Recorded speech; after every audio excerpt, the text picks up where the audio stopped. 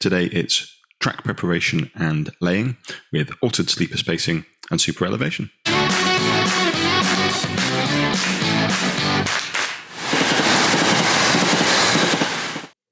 Hi everyone, I'm Martin and welcome back to Donnington Castle Model Railway. Now this video has been about 7 months in the making, and that's because it's on tracklaying. Now I've mentioned several times on the channel about work commitments, procrastination, getting diverted onto other projects as reasons why tracklaying hasn't progressed as quickly as I maybe wanted it to on the layout here. But these past couple of months, I made a concerted effort to focus on this, and that's enabled me to put together this video to show you the process that I go through and also to make good progress on the layout here, which I'll show you as we go through the video. Now, I'm not intending this to be a video that tells you how you should lay track on your own layout. There are a number of considerations that I have when I lay track here. The type of track, the fact that I use droppers on virtually every piece of track, the type of weathering I do, the fact that I cut the sleeper webbing, and also the fact that I use my own homemade super elevation. All of those factors have helped me to refine a process for laying track that works for me. It might not work for you, but hopefully by sharing some of what I do, it might give you some ideas and some inspiration into little things to improve your own processes. Now, one of the things I'm very conscious of is that over the course of the channel, I've never shared a full track plan of the layout. That I shared several sections of it when I did the video on the wiring of the layout, which there's a link up there too. So what I thought I should really do is get together a proper plan. And what I'll do going forwards is then use that diagram to be able to explain some of the work that I'm doing on the layout. And I'm going to use that today to show you where the track that I'm going to be laying is situated, and helps you to then hopefully put that into the kind of context of the overall layout. So let's go take a look at that diagram, and then we can move on to some track laying. It just so happened that I had Lightburn open when I thought about doing this, so I decided to draw the diagram in that software. The diagram is not drawn exactly to scale, but will hopefully give you a good sense of the proportions and the detail of the layout.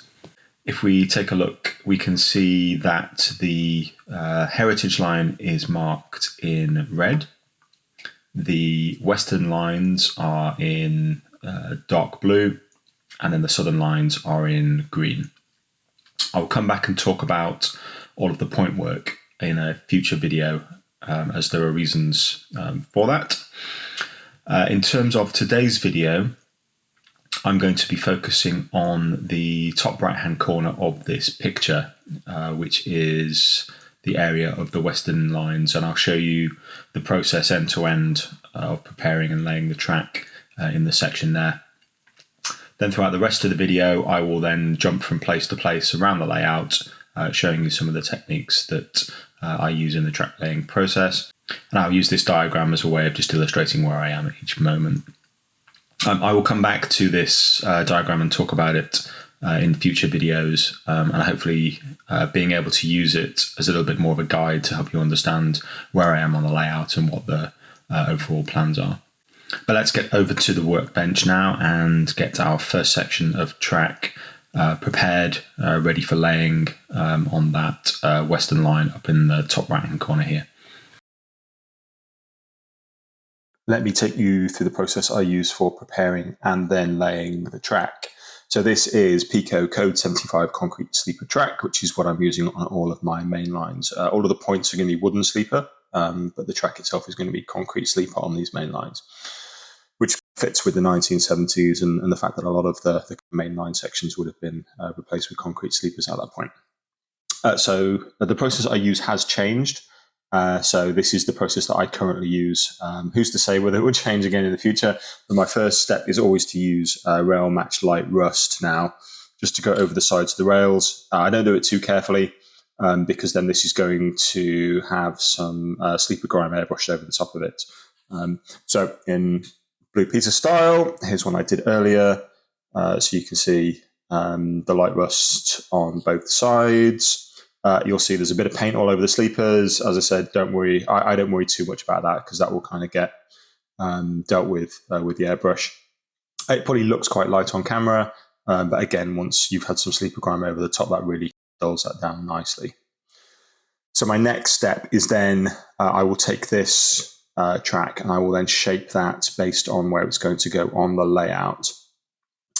Now, because I'm going to be removing sleepers and altering the spacing, that doesn't matter too much, because even if I bend it into shape, as soon as you start removing those sleepers, it will start changing its shape anyway.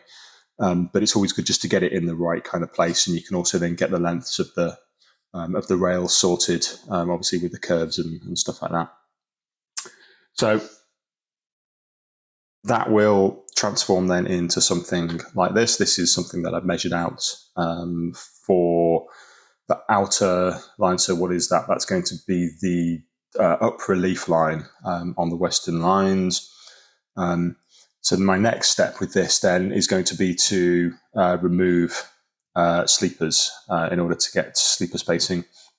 The reason why I'm doing that is because I have bullhead track on the heritage line, and because those lines, although they're not connected, you do see them alongside each other, and there's a real noticeable difference if you use the kind of manufacturer's sleeper spacing for this track with the bullhead sitting next to it. So that's what I'm going to do. It takes a lot of time, but for me, the track is your foundational layer, and therefore taking time to spend on that is important.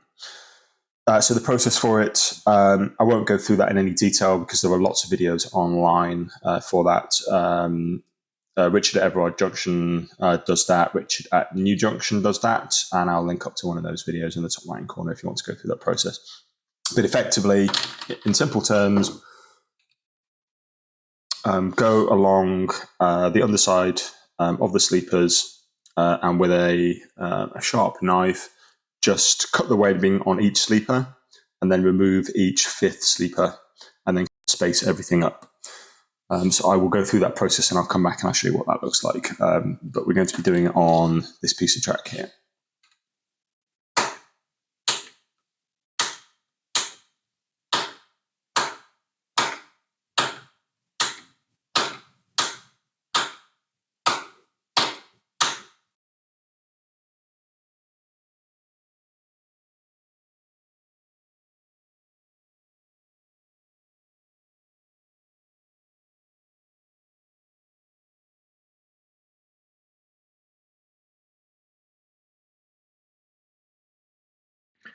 And there we have it done. I'm not going to do it accurately at this point because this still needs to go over onto the layout, and then you will find that yourself kind of fiddling and fettling kind of all over there.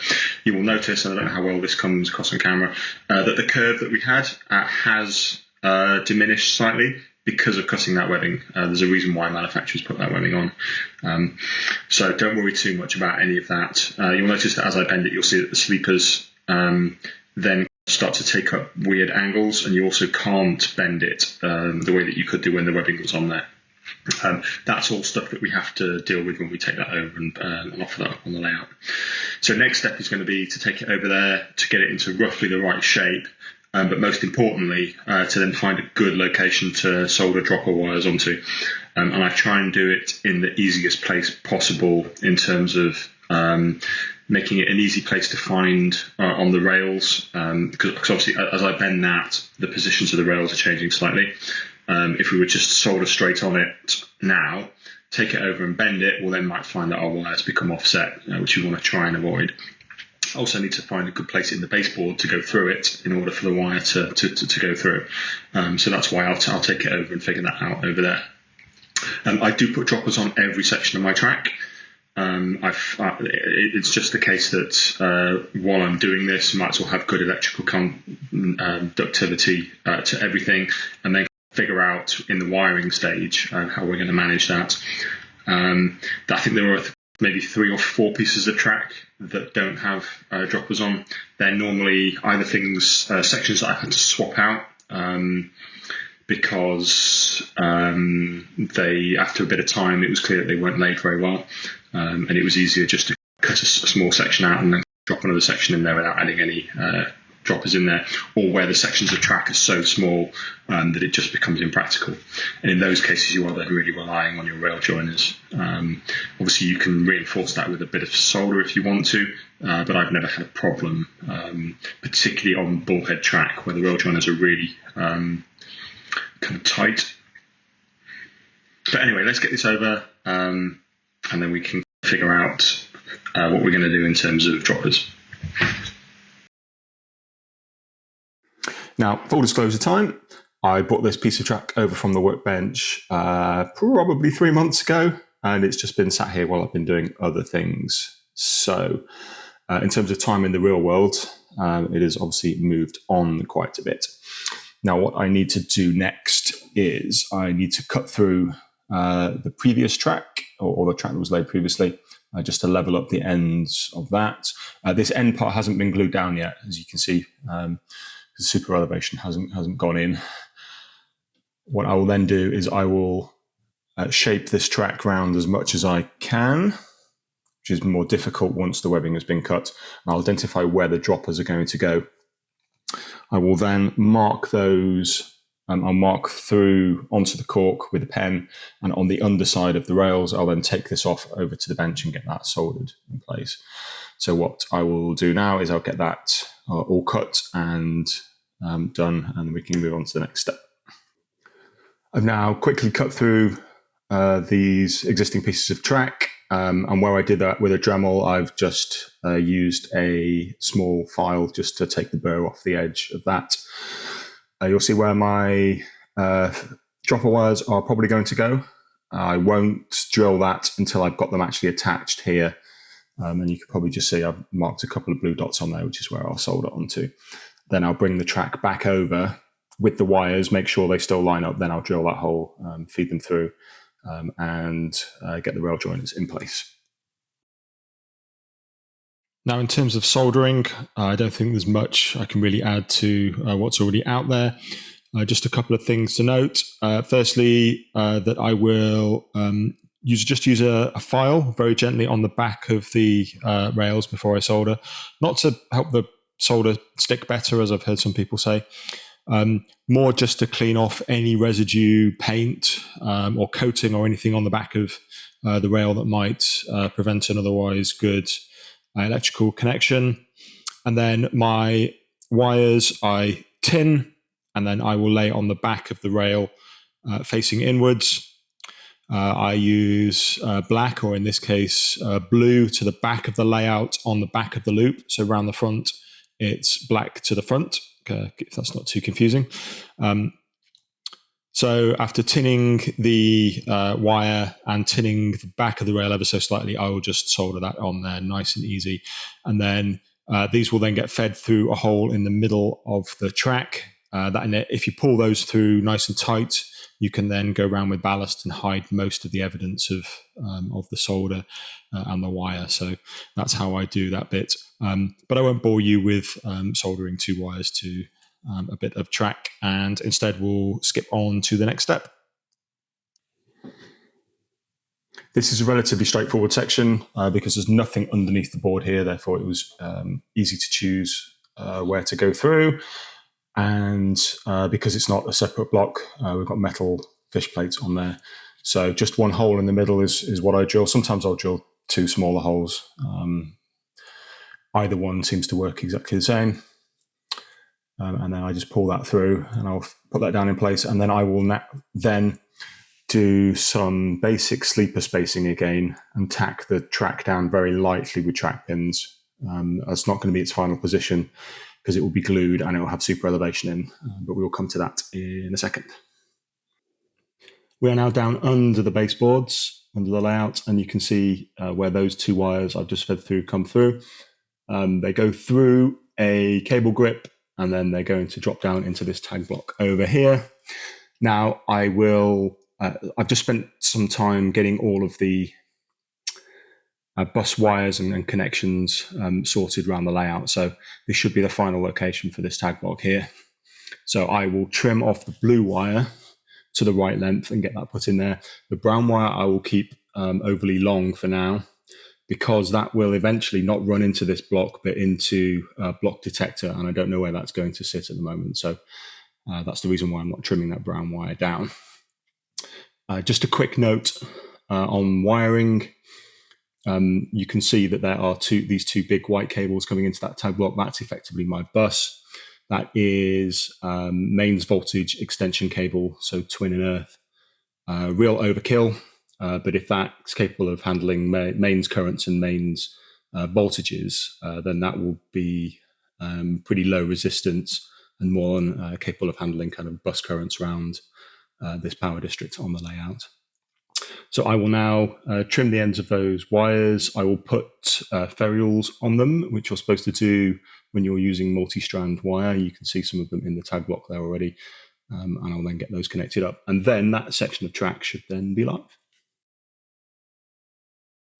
This is now the most fiddly part, I think, when you do cut sleeper webbing. What I've done here is I've removed some of the track pins from the existing section of track. What that means is that the track will then start to find its own equilibrium, if that's the right word to use, and that curve will be a lot smoother. I've then pinned in place one sleeper here, knowing where that spacing was going to be. Again, using my homemade sleeper spacing tool on the inside of the track, just going all the way along, and then making sure that the sleepers are then perpendicular to the rails at both, or both rails, I should say. So what I will do is I will now go along where necessary and just pin the track into place, just so it holds its shape. And then, as you can see, the sleepers are all a little bit out of line in places. So I'll then go along with the sleeper spacing tool and just get everything lined up. You can hopefully see that the pin isn't hammered all the way in there. That means that the track can move up and down, but there's no lateral movement. That means that then sliding the super elevation underneath is nice and easy. And what you can do is you can effectively glue both sides of the super elevation and just slide it under, and that then glues the track down. So that will be a step coming up fairly shortly. There is all the sleeper spacing done for a first draft, I guess. I will come back and make that much better when I'm going through the gluing process, but it's there or thereabouts right now. I will now, or what I do now, is go around with my super elevation and just slide that very loosely under the track, just so I can see how the profile of that curve is going to work. Very roughly, the blue is the lowest level, and then those greys, reds, and yellows are then the next step up. Then that orangey color is the next, and then we go back down again. And I will be fixing that gap. I did leave it because it was straight, but I will use probably the lowest level just to go under there, just to make sure there is a continuous bank, even if the elevation of that changes. So that's all nicely in place now. Next step is to glue these in place, and I will go section by section. So I will maybe do 10 at a time of those sleeper spacings, of those super elevation. I will glue both sides with copy decks, slip them in place, check the sleeper alignment, and then put some weights on top of it. Leave that for an hour or so, because copy decks goes off quite quick, and then move on to the next and just slowly inch my way around. So I will get the first few done and come back. That's just a small section done there for you to see.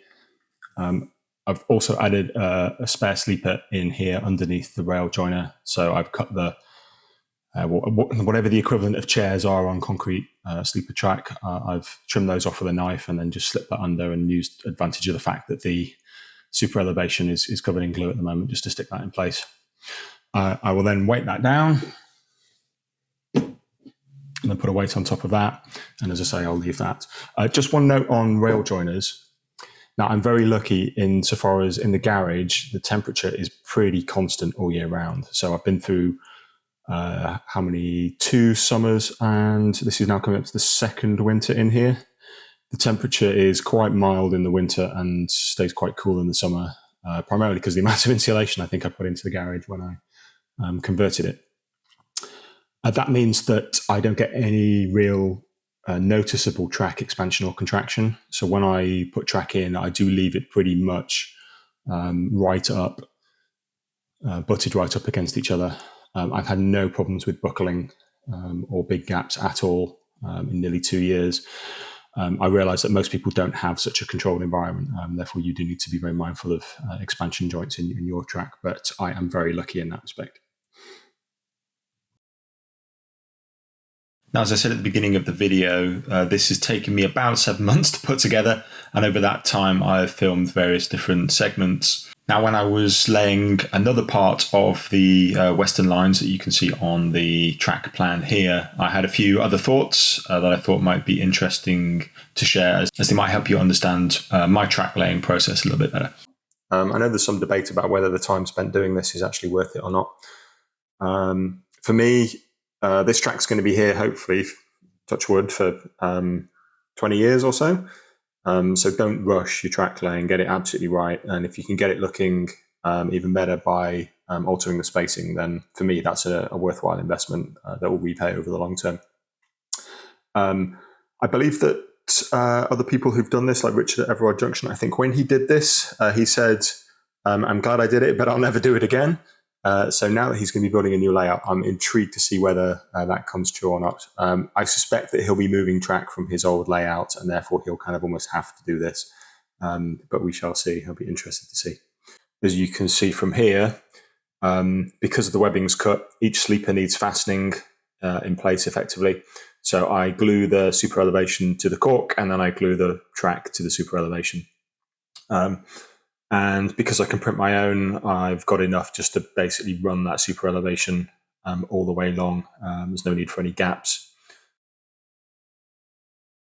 Currently, my full height, I think it's 2.4 mil, if I remember correctly. I'm going to continue that round a bit further, and then I kind of drop down through the other three sizes as we reach onto the straight here. So what I'll often do is I'll take the lowest ones and I'll line up 8 of them along here, and then 8 or so of the next size up, and then another 8 or so of the next size up, and then fill it up with the full height. So that's the initial process I use for laying track on the western and southern lines. The heritage line is a little bit different. I laid most of the track on the heritage line before the channel even started, so that's why there's been no video of that. The heritage line is different because I use bullhead track, so the sleeper spacing is already done for me there. And there's also no super elevation or other complicated things like that. So the process was actually much simpler and smoother. Now, the place where I guess there's a real difference comes into the process is into the initial stages of weathering the track. So what I will do now is I'll take you through those. We'll start by looking at the southern main line, and I'll take you through the first steps of that, and then we'll move on to the heritage line. The final steps of that weathering process I will come back to in a future video when I look at detailing the line side and look at cable trunking and things like that, because that's when the final stages of the weathering that I do go in place. So as I say, we'll come back to those in the future. But let's get over to the southern main line and take a look at the next steps. Now, I'll pop a diagram up on screen for you so you can see where we're looking at on the layout, and then we'll get stuck in. Next up, I'm going to weather the track along the viaduct and just down to the bottom there. So with the concrete sleeper track, I want the ballast to be a bit cleaner. I'm going to make it quite dirty between the rails, but otherwise a little bit cleaner than on the heritage line. So for this reason, I weather with sleeper grime before laying the ballast, put the ballast in, and then I can then be a little bit more precise going back over that with the airbrush afterwards. So I will get the airbrush out again, sleeper grime, and just work over this just to give it a nice coating and just basically take the shine off those sleepers. Hopefully you can see the effect there. It's actually quite subtle, just going over, and you can see the difference there between the track down the bottom that hasn't been done and the stuff that has. It's just to really take the edge and the shine off the sleepers and to dull down that rust on the side of the rails a little bit. And again, as you can see the difference here, hopefully between the tracks that have been done at the front, the two at the back which haven't. So this is all now ready for ballast. I need to be thinking also about signal positions, cable trunking, and all those kinds of things. But I should be okay to put ballast down on the two tracks on the left on the southern line and the two up slow and fast on the western lines here. So I'll get that on this little section done. I can show you what that looks like. And there we have the ballasted section. And as you can see, I've added the third rail in Now, I've not gone over with the final weathering yet. Based on some of the feedback on installing conductor rails, I'll change my process a little bit on this. So what I will do is I will dirty up in between the rails and let that spray over onto the third rail. I will then go back over the third rail with a black wash, both on the sides and on the top, just to simulate that carbon buildup. At the moment, you can see that I've not cleaned off any of the rails. I will do that once all the paint's down, and then I can take it all off in one go to save damaging the track too much. And we'll now do exactly the same thing at this station area on the heritage line. This is now the point where my process changes between what I did on the heritage line and on the rest of the layout. On the heritage line, I want the entire ballast to be really filthy, including the track. So what I do is I put the ballast down first, and then I'll go over everything with the airbrush. That means that everything's going to get a good coating, whereas I am a little bit different on the rest of the layout, as you will see. So usual process, get some sleeper grime into the airbrush, and then we'll just go over this. Don't worry about the ballast not being complete. That's because these platforms aren't ready to be put in final position yet. This is going to get the worst also the best of the weathering done, and then I'll come back over later on when the rest of the ballast is put into place. And this is the effect on the heritage line. So this has not only had sleeper grime, but it's also had some brake dust and also some German black brown, just to add elements of slightly darker color in areas where locos would stand, and also add some brake dust. I will go back over with brake dust at the end. You can see where I did brake dust previously here. You can see that yellow tinge around a section where the locos would be braking. And again, I'll do the same down here, but I'm not going to do too much work until I've had a chance to tidy up all the ballast and get those platforms in the right places. Hopefully you can see the effect. The gaps are where I need to add point locks and then some point wadding, and then I can get those all finished up, which I'll be doing very shortly.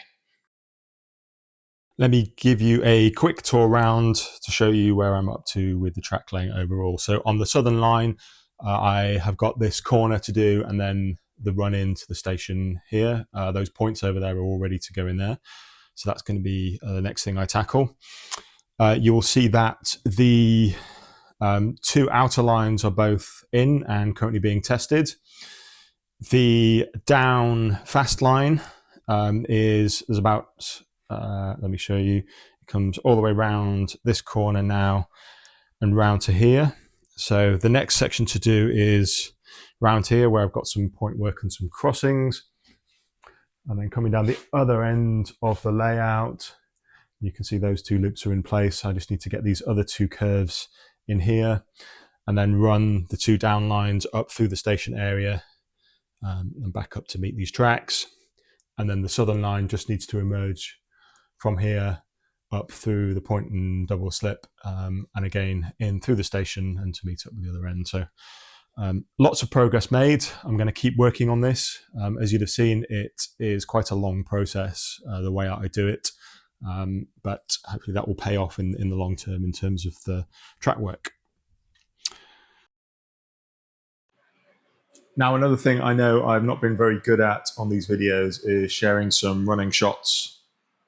So to correct that, and in the name of track testing, here's very much an out of region visitor with some incorrect stock, just testing out the track. As you'll see, the frogs aren't powered, so something with a short wheelbase like this 03 struggles. But my aim is to run as many different things around these tracks as possible and just see how they get on.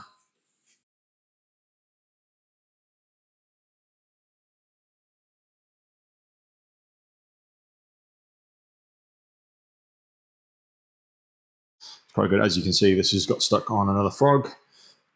Once we move across, it gets going again. So, okay, so we shall leave things there for today.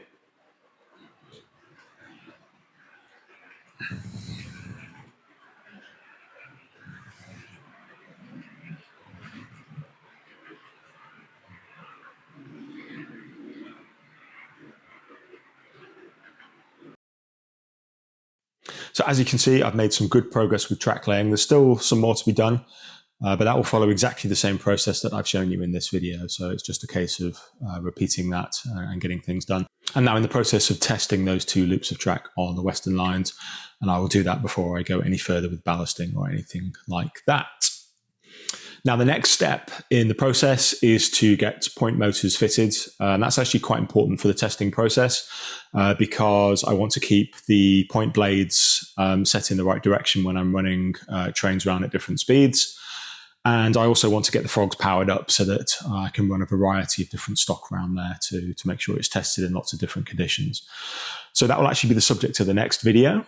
Where we'll look at the different point motors that I've used on the layout and show you a few little kind of tips and tricks around that. Now, it took a while to get to this point, but hopefully you've enjoyed seeing the process that I use for laying track, and hopefully some of those techniques might be of interest or use to you. Thank you very much for watching. In a minute, there'll be a subscribe button. So if you're not subscribed, please do consider clicking on that and subscribing to the channel. Now, I will be back with some more videos very soon. So I shall see you all then. Bye-bye.